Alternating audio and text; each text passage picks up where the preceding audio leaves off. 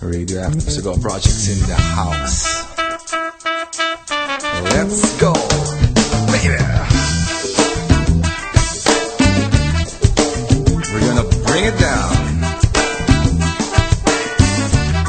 Come on, come on.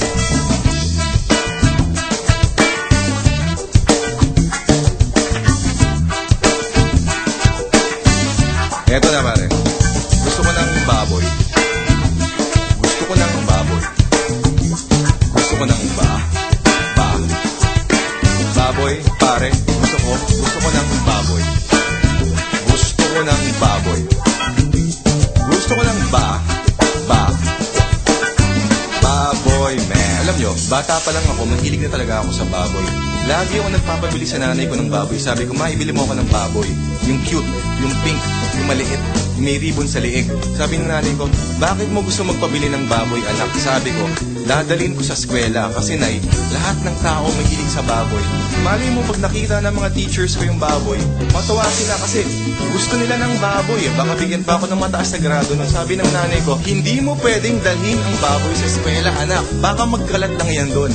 Sabi ko, nay, hindi mo ako naiintindihan.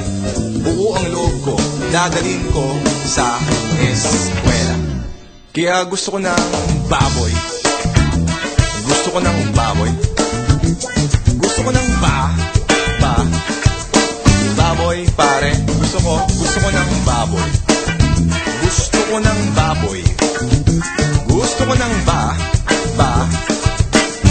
baboy, man. Kaya, nung lumaki na ako, hindi pa rin nawala yung hilig ko sa baboy. Lagi ako nagtatrabaho para makabili ng baboy. Minsan nga, nagagalit na sa akin yung asawa ko dahil puro baboy na lang daw nasa utak ko. Sabi niya, walang hiya ka, puro ka na lang baboy. Ang payat mo naman. Sabi ko, walang hiya ka rin. Hindi mo ako naintindihan. Baboy ang kailangan ng katawan ko. Baboy ang kailangan ng katawan mo.